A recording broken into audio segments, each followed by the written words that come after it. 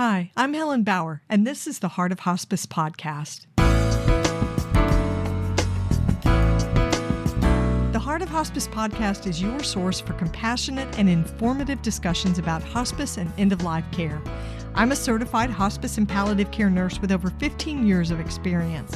Whether you're a caregiver, someone with a serious illness, or you simply need to know more about hospice care, this podcast is for you. Join me as we explore all the aspects of hospice, from the details of caregiving to the emotional and spiritual dimensions of end-of-life journeys. For more resources and to connect with me, visit theheartofhospice.com and find us on Facebook, Instagram, and LinkedIn. Keep listening for today's episode.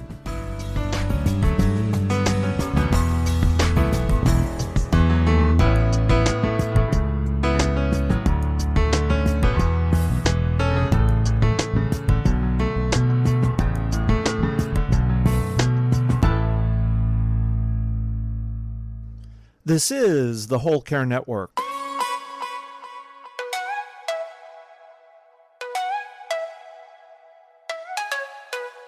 Helping you tell your story one podcast at a time. Content presented in the following podcast is for information purposes only. Views and opinions expressed in this podcast are solely those of the host and guest and may not represent the views and opinions of the Whole Care Network. Always consult with your physician for any medical advice, and always consult with your attorney for any legal advice. And thank you for listening to the Whole Care Network.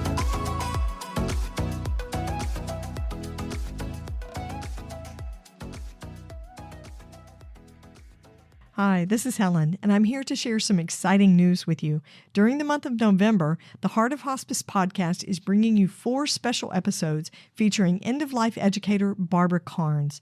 Barbara is going to be sharing stories about her hospice career that you've never heard before, talking about the lessons she learned along the way and her dreams for hospice in the future. She'll also be talking about her personal caregiving story and her grief journey following the death of her husband. Each episode will be published on Mondays during the month of November, which just happens to be National Hospice and Palliative Care Month and National Family Caregivers Month. You can hear the first episode on Monday, November 4th, so be sure to like and follow the podcast on your favorite podcast platform so you won't miss an episode. I want to thank my friends at the Death Deck for sponsoring this special series with Barbara Carnes. Be sure and check out their newest product, the End of Life Deck. With a casual tone and open-ended questions, the End of Life Deck makes starting conversations about what matters most a little easier. Visit thedeathdeck.com to learn more. This episode is sponsored by Hospice Navigation Services. When you need information about hospice, Hospice Navigation Services can help. Our team of experienced hospice navigators is here to offer one-on-one consulting sessions by phone or video. You can book a complimentary 30-minute session when you need general information, or book a 60-minute session when you have in-depth questions or need to troubleshoot your current hospice care. It's your journey. Hospice Navigation Services can be your guide. Visit theheartofhospice.com to schedule your hospice navigation session today. My guest today, Virginia Marcolin, is the founder and creator of Sanctum Shrouds. Virginia became intrigued by natural burials several years ago while she was creating a plant-based casket spray for the funeral industry. Her background in fashion and textiles led her to start designing burial shrouds. She experiments with luxurious natural fabrics and fruit and vegetable dyes, and the result is Sanctum, a brand of high-end scented burial shrouds for the natural funeral industry. She sources a variety of high-quality organic fabrics, which are soft to the touch and biodegradable. They're all colored with non-toxic plant dyes. The result is this comforting, aromatic cocoon that can be wrapped around your loved one, designed to carry them to their final resting place. You're going to hear Virginia talk about her experience with fabrics and fashion design and how that led her to create the burial shrouds. She's going to go into detail about her creative process and how she actually individualizes them and plays around with the designs. She also discussed natural burials versus traditional burials and the specialized work of death doulas and how a shroud can be integrated into some of the family-guided death care. She also shared a crazy idea with me, which may not be so crazy, and we'll have to work on, about a retail death shop that could pop up and have products for those who are dying and ways to make meaningful rituals at the time of death. Her website is sanctumshrouds.com. You're going to want to check it out. She has some beautiful products there, just wonderful things you're going to want to see for yourself. So here's my conversation with Virginia Marcolin of Sanctum Shrouds.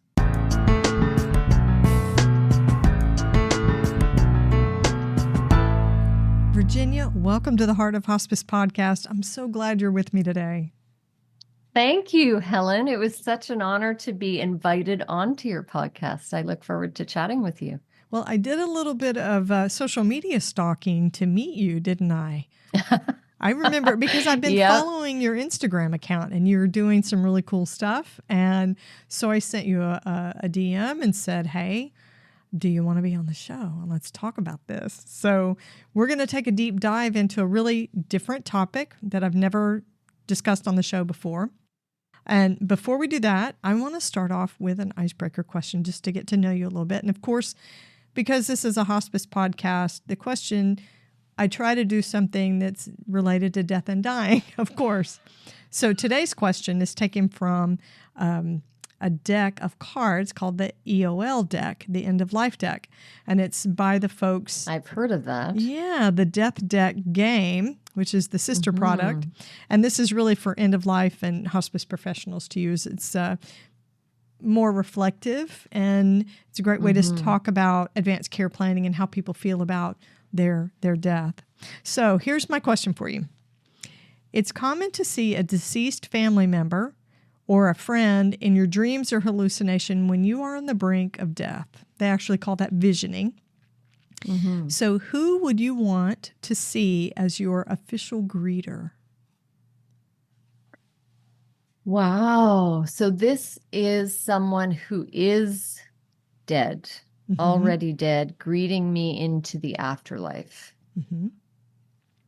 Who would I want to see? I thankfully have had none of my immediate close parents, children pass away.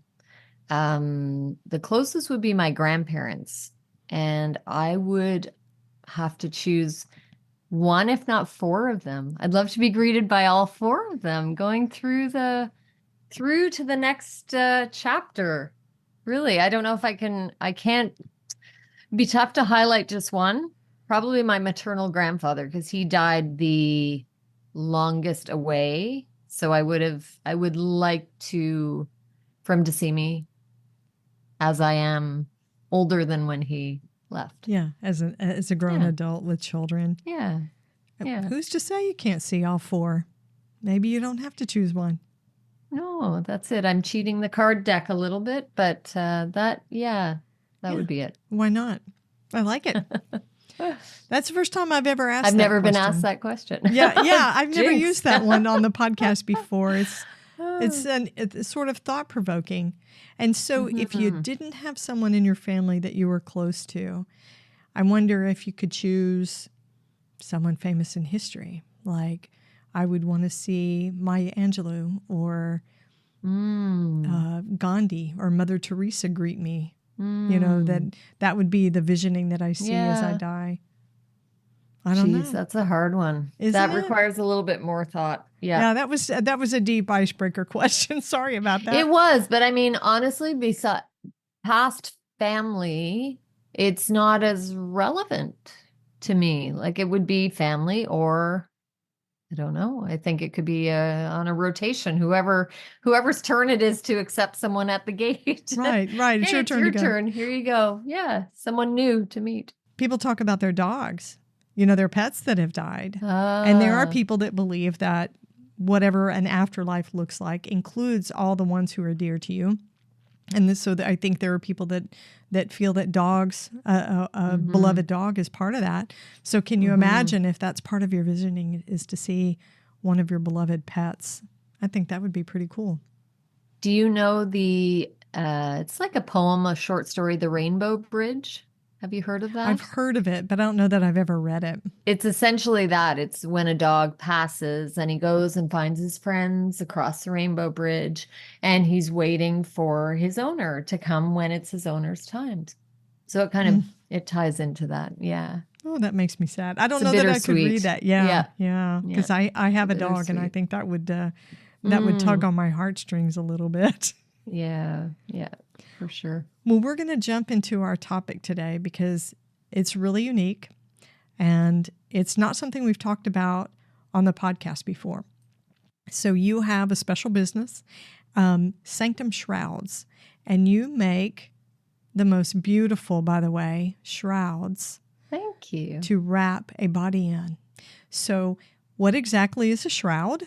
It's sort of an old-fashioned word, but what is a shroud, and how did you come to even be designing these?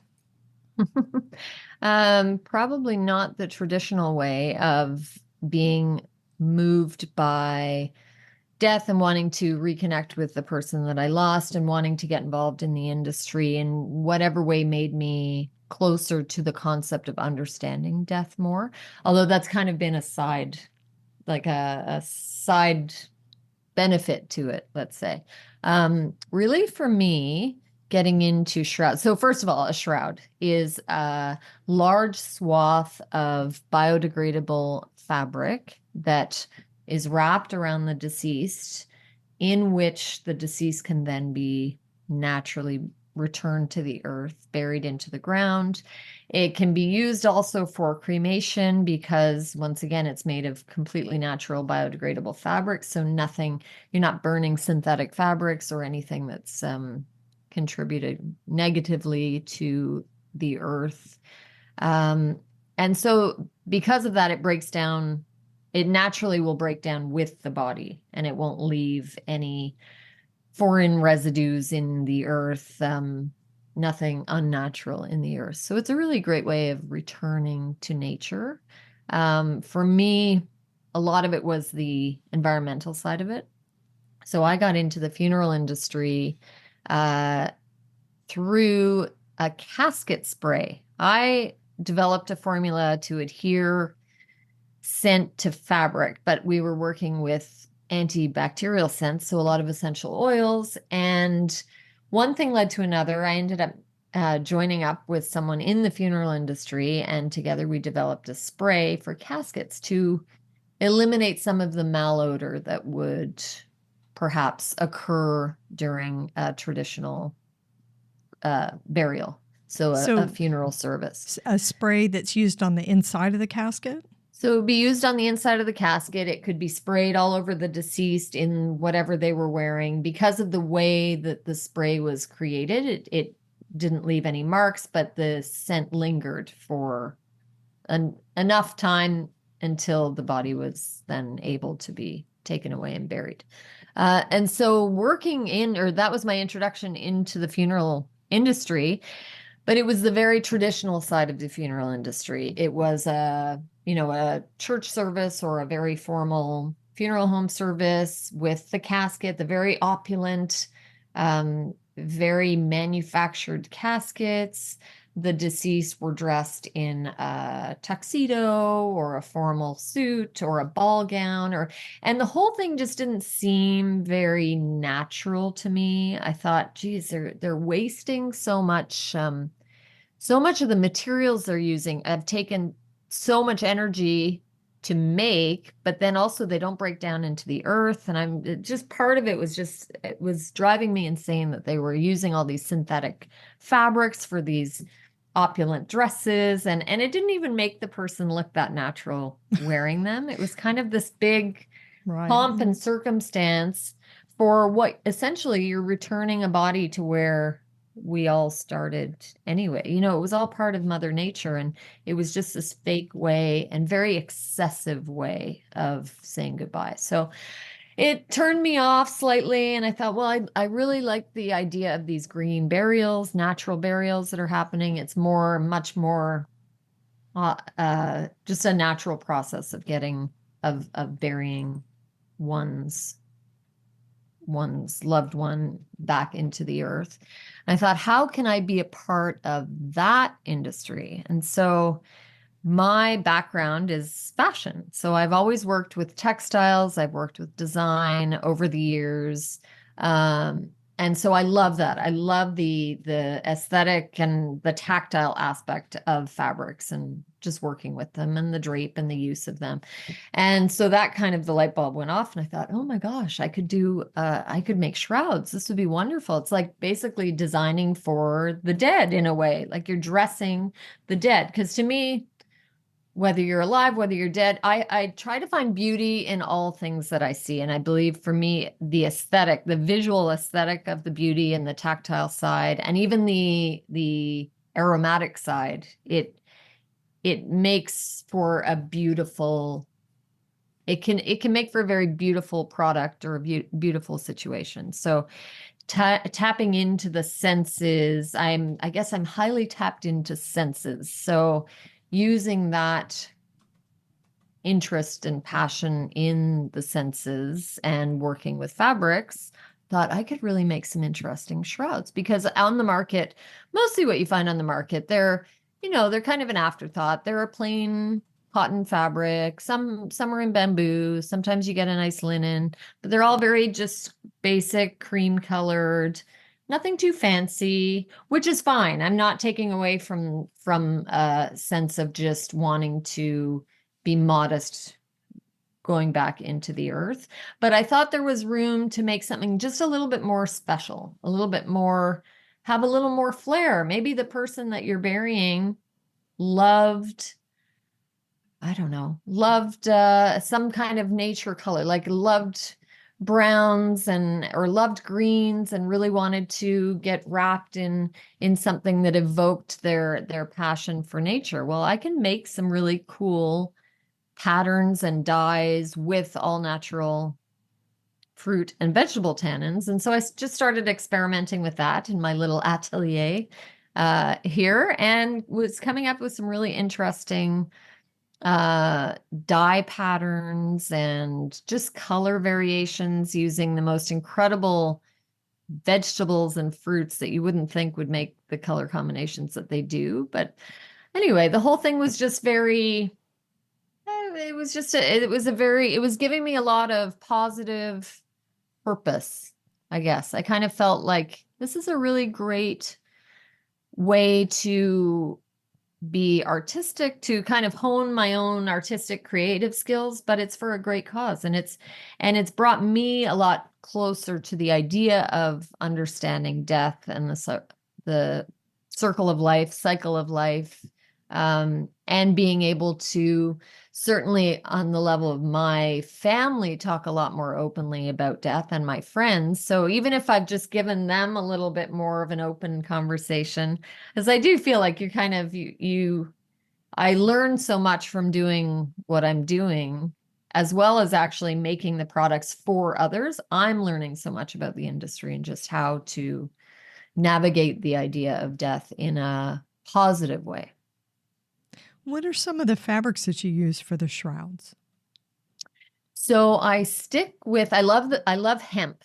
Hemp is a wonderful fabric. It biodegrades very quickly so hemp would biodegrade in about 2 to 3 weeks versus cotton could take a few months.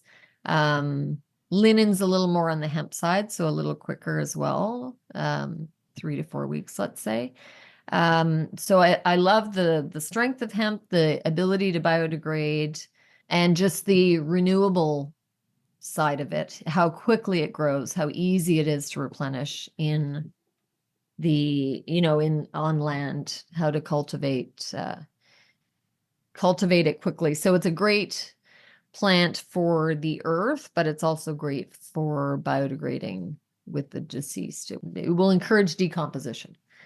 So hemp's my favorite. Now, hemp alone is not soft, and I think we still want to have that soft appeal and that side of it to be tactile, to touch, and to be part of wrapping the shroud. So it's often mixed with bamboo or cotton, mostly those two, bamboo, cotton, organic cotton.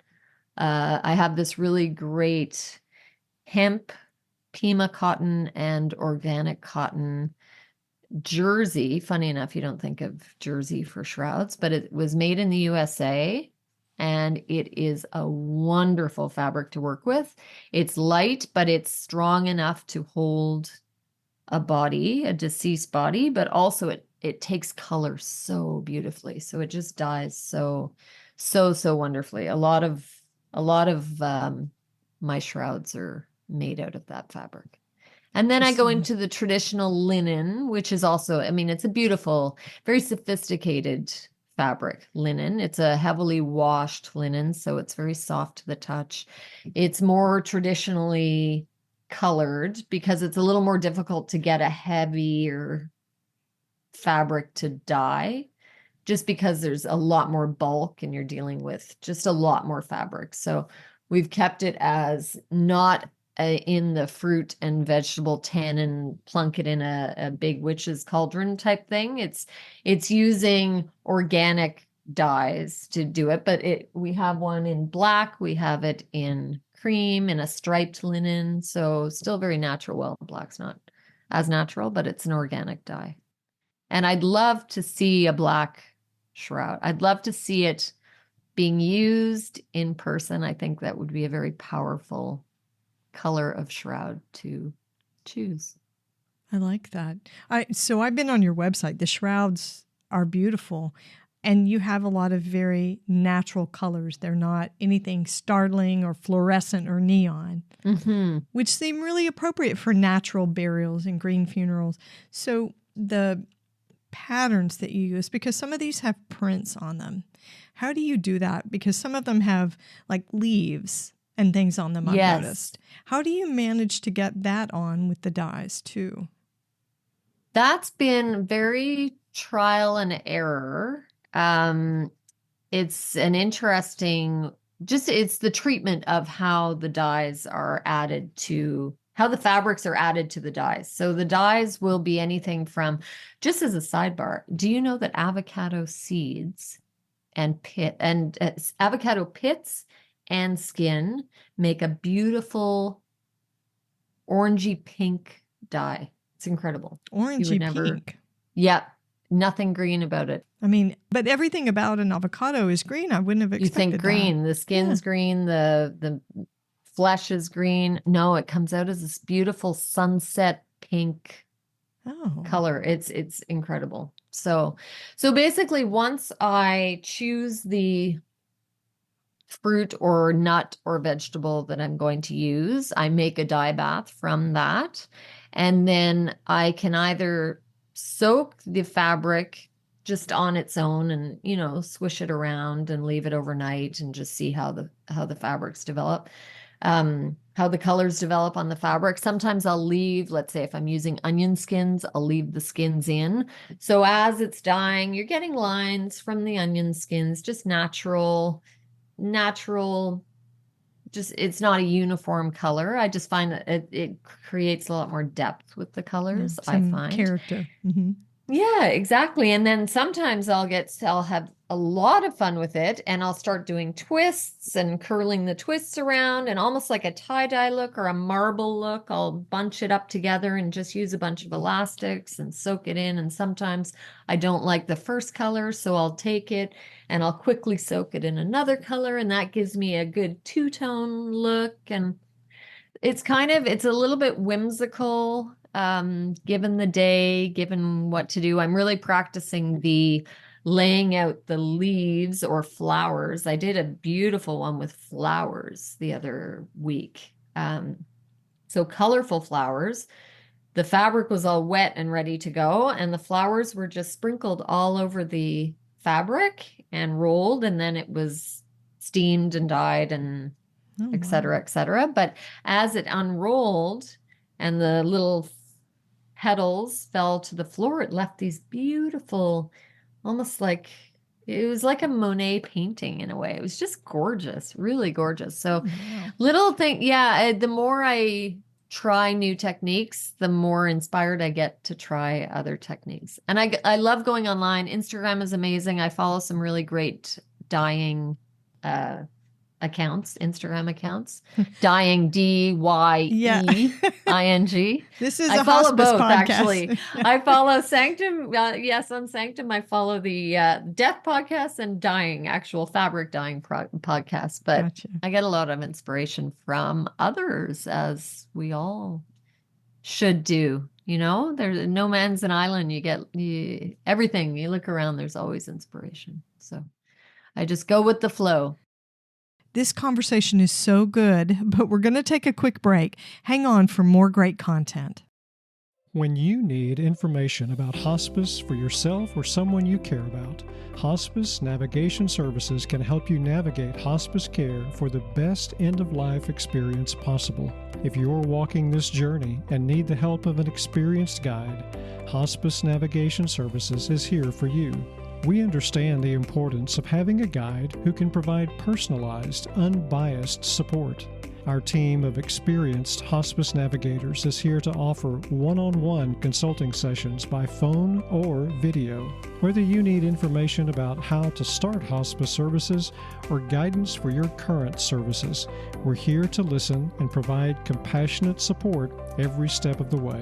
You can book a 30-minute free navigation session with an experienced hospice navigator when you need general information to start your hospice experience.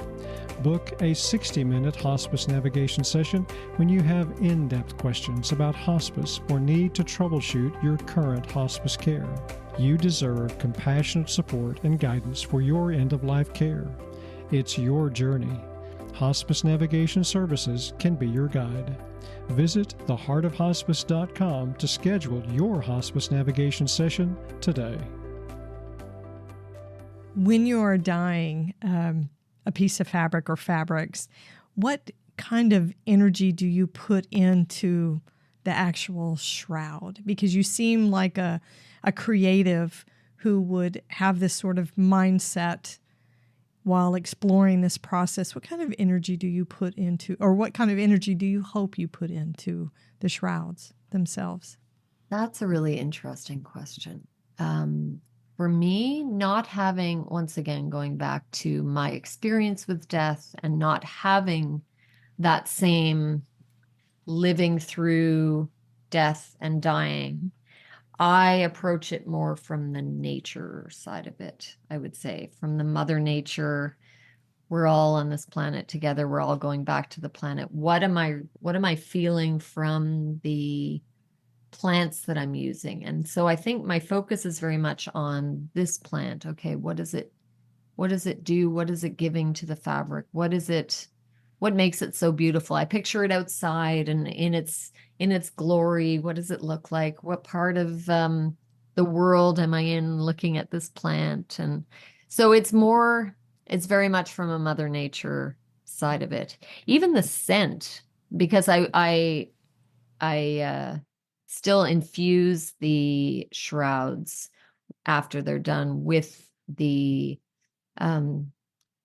fabric scent that I use, the all natural longevity, like the long lasting fabric scent. So even just seeing it and matching it up with what scent I think that particular shroud should be with. I think, I want to say that's my approach. It's from a purely mother nature type of spiritual in the natural world sense. I like that. And you're not just going out and getting these plants out of your yard, I'm assuming. I'm working on creating the type of yard where I can just go out the backyard and get it. I mean, certainly the avocados, I'm not growing them, but I'm eating them first. So I think of that. I think, okay, my family is eating these avocados. We're keeping the seeds, we're keeping the shells, and then we're using all parts of it. So I love that. I love the onions as well. I mean, I'm often in the markets collecting all the onion skins that have fallen into the baskets. It's all for me about no wastage. You cultivate what you have there. And if you can make something that you have, give it another purpose, then that's even better. If you get 2 uses out of something that normally you just use for one thing, then it helps. It all of that helps the planet. So I try to forage as much as I can locally. And yeah, I very rarely, with something like indigo, for example. Well, indigo I order from a Canadian supplier, and it's already in the powdered form. I don't have an indigo plant that I go and process into indigo. So there are little ones that I have to basically get the original, I get the powder from a plant, like a dye developer. So Interesting. but even them, I mean, I've sourced them out. They're very organic. They're very, they do it all themselves. So it's still nothing, it's not this overseas manufactured, here's your dye vat of indigo. So Yeah. Not super processed. no. So we've talked some about green burials, natural burials, where people would use shrouds. But so is there a way, because we know there are so many people here in the United States, green burial is not necessarily accessible or acceptable to a lot of people just because the westernized process for taking care of a deceased body is what it is, right? Mm-hmm. Definitely. It's been the traditional way for a number of years, ever since embalming became the practice. Exactly. And that's where the traditional funeral homes have been certainly using that, capitalizing on it, dare I say. It's hard to get the switch over to, you know what, we don't need all of that. We can go natural, and we can save a lot of money, and we can be a lot more authentic in our goodbyes with a natural burial. But yes, it's counterintuitive to the way the industry wants it to be. Yes, and I'm always struck by the fact that we talk about an industry that processes this very, very human experience. It's the same way for the hospice industry, right? We have this system in an industry that processes the loss and the death of a human being. It doesn't really seem to go together. So for folks that don't have access, or they're not going to be using green burial or human composting, which isn't legal in every state in the United States, could a shroud be used when there's going to be traditional embalming and traditional funeral care? Is there a way to incorporate a shroud? Absolutely. I mean, just from the environmental perspective, anything less synthetic or man-made that you can add to the process of burial is better. It's just going to benefit. So if you're in a traditional casket, the deceased in the casket, perhaps the body would start to be decomposing, but the suit's not going anywhere. The ball gown is not going anywhere. So at least wrapped in a shroud, you know that the shroud is aiding in the decomposition, and it's going back to where it belongs. So absolutely, you can use it in a traditional burial. And sometimes if you just don't want your loved one to look made up in a way that wasn't necessarily suitable to their personality, or you can kind of, you can do both. You can have that traditional, but make it a little more personal by having a shroud that you've picked out that is, you're giving something back to the earth. And so for sure it can be used for that. I really see it being purposed well for a cremation ceremony. I think that's a beautiful way to use a shroud. Yes. The body, you want to, and I think more and more people want to have a type of a ceremony before cremation that's a little more simple than a full out funeral. It might be just the immediate family. It's just a time of reflection and being with the body before it gets cremated, and just to have that dignified way of wrapping it that can allow an easy, smooth process to the cremation to the next step of the cremation. A shroud is a perfect example for that because it can be cremated with the body. And then you're good. Then you're wrapped and you're done and you're not exposed, but at the end of the day you are naked under the shroud. And so, well, I think there's a lot to be said for the ritual. I think sometimes cremations get a little bit overlooked. We become very disconnected from those. So to have the body present wrapped in the shroud, just prior to the cremation, to allow for a small service or a time like you're talking about of reflection, I think that could have a lot of meaning. So, Virginia, I have to ask you, have you ever used a shroud for someone in your personal life? And what was that like for you if you did? So this is where my imposter syndrome comes out, because I feel like I'm making products for deceased people and for families who have lost someone, and I want to provide them with something super meaningful that can be a great part of the ritual of saying goodbye. Yet I personally have not gone through that ritual in a way that is deep and meaningful for me. So that's what I call it, imposter syndrome, because I'm feeling it from an empathetic side and a sympathetic side, but not a personal experience side. Well, I was a hospice nurse for, 7 or 8 years before I experienced a death of someone close to me. So you can still have empathy. Yeah, I don't think they're mutually exclusive. You have to have someone die in order to be able to effectively work with dead people. Right. You go to a museum and you see a beautiful painting and you understand the beauty and the skill and the work and the heart of the artist, but you can't paint. You can't create something like that.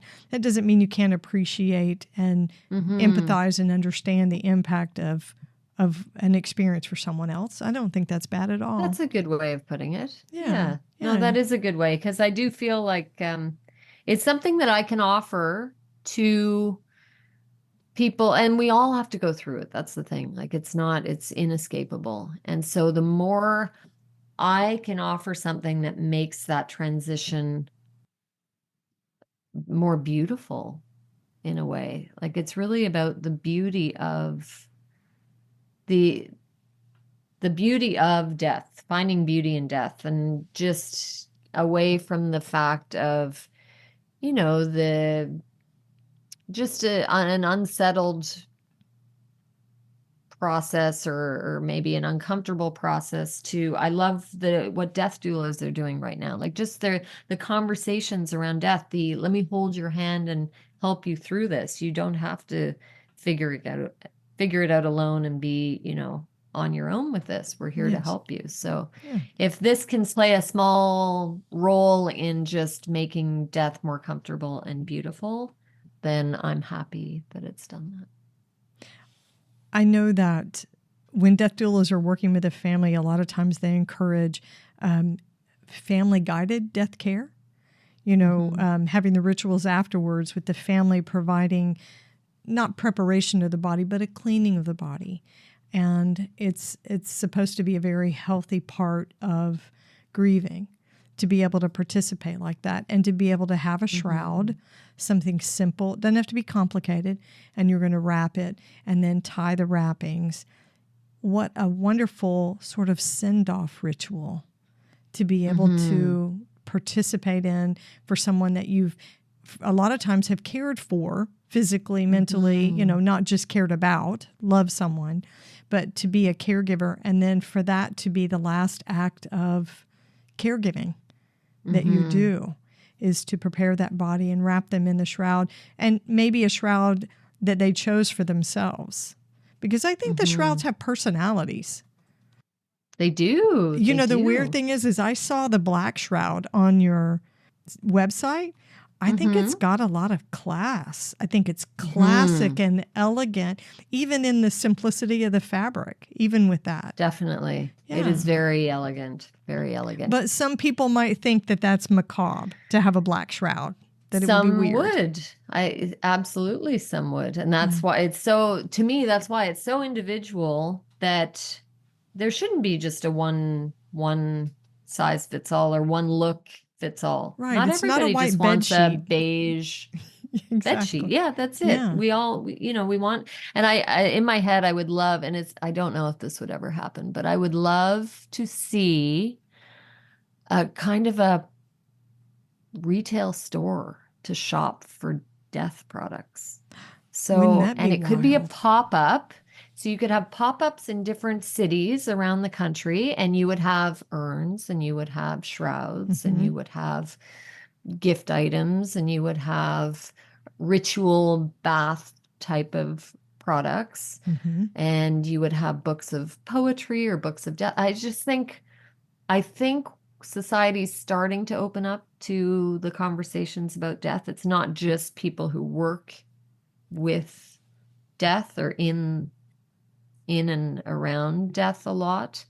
I think with death doulas coming onto the scene, the conversations start to permeate outside of let's say a circle of the deceased, and people are really starting to question it in a way that they need to feel more comfortable. I mean, we all want to feel more comfortable with death.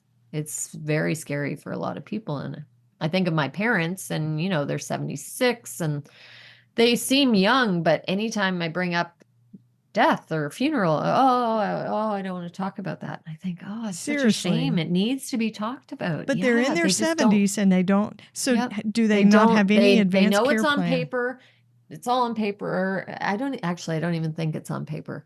My mom knows what my dad wants. My dad has no idea what my mother would want. My mother just wants to be cremated and put in a box and ashes scattered somewhere. But just the fact that we're not talking about that. Yeah. So the amazing work that death doulas, hospice nurses are doing, just giving that comfort to the subject of death, and that fear not, we'll help you through it. And I think it just, I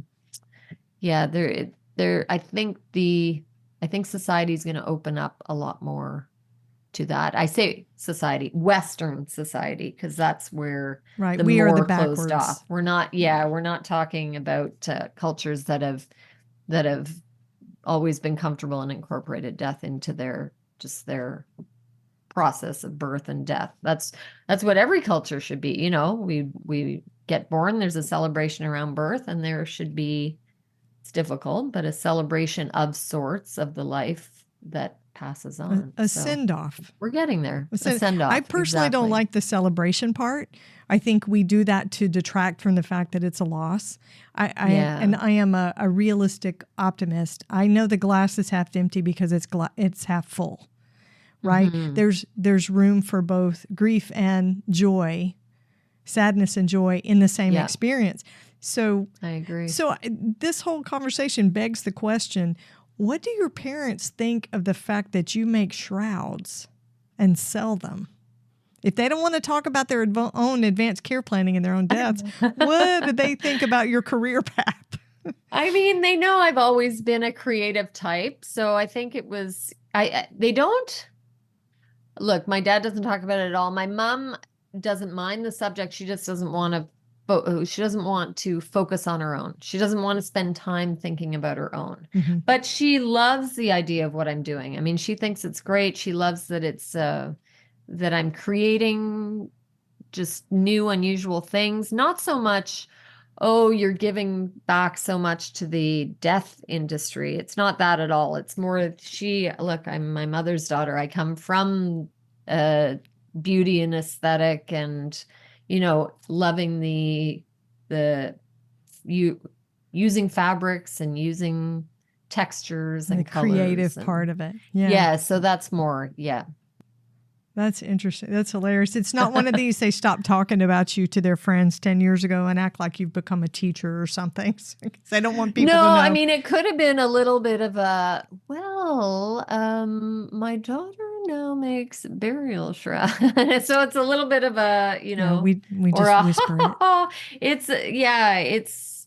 but I don't, I don't know. I'd love to be a fly on the wall to hear their conversations You know how when people parents ask what are. I do. Yeah, really. Oh my gosh. Well, so how can my listeners connect with you, find the beautiful shrouds? And by the way, if you ever want to start the pop-ups, let me know Oh my because gosh. I have some Don't ideas you for that. think? I think that's Don't an you think awesome it would be idea. great? And I don't think we a would keep full it retail simple. store, No, but no. a pop-up. A Just, pop-up. a 3 days in and Yeah. around, and Yeah. I think it would get so much interest. And we could call it the I death really shop. think so. Just out and out. Let's just shop. call it for what it is. Yeah, oh my gosh, I'm so onto that. I really think it's in the future. It's definitely in the future. I like The it. other thing I wanted to bring up, with the shrouds I'm doing, I'm trying to, and you would be a great one to advise on this, but I would like to make a shroud in a way that it can be used as a hospice gown that would then just become a shroud. And I don't know, you just think about it and give me your feedback at So another used time. as a But blanket or so something? you'd have it as a blanket, or you'd have it as kind of a robe, it would be attached to the arms, can come out, it can still wrap around, but then it could essentially also be used for burial after that, or a home funeral, or Interesting. Anyway, Well, it's a sidebar. A lot of people use special blankets, quilts, whatever, that have a lot of meaning for them. There are sacred garments. I've seen a lot of that kind of thing done. I've had a patient who had been given a prayer shawl, and they had that on top of the body as he lay dying because it had a great meaning for them. So Nice. you and I should think about that. There, another tangent. There you go. I'm telling you. We'll talk about this.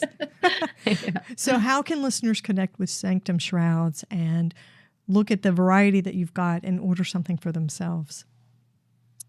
We have a website, sanctumshrouds.com. Instagram is a great spot to connect with me. I think, just message me on Instagram. You can follow us at Sanctum Shrouds. We were just approved to be a vendor on the Green Burial Council. So we will be listing our shrouds on the GBC website. So that would be an awesome place, because then it would go through them, and I like to promote what they're helping me. So I'd love to help them by very nice saying that. Yeah, I think it's streamline it through the GBC. Well, congratulations, and thank you for the work that you're doing. It's meaningful, and it has beauty, and you just can't ask for more than that. That's lovely. Thank you. Yeah, it's great. It's fun to do. It hones my little creative chops, and I do really feel passionate about it. There's a purpose for it. It's important to have a purpose. Yeah, that's the best kind of work. And thank you for all the work that you do with it as well. Thanks for listening to the Heart of Hospice podcast. Check out our sponsor in the show notes, and please leave a rating and review on Apple Podcasts. We would appreciate it if you would share this episode with your friends and family and anyone who needs to know more about hospice. Connect with us on Facebook, Instagram, and LinkedIn. And remember, no matter who you are or where you are in your hospice journey, you are the heart of hospice.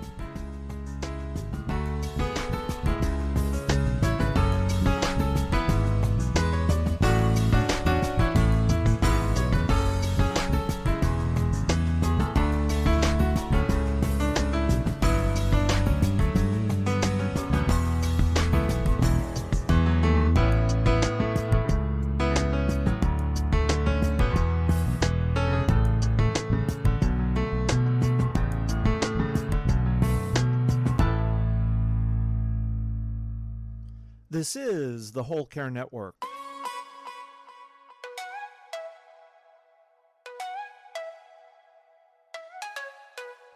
Helping you tell your story one podcast at a time.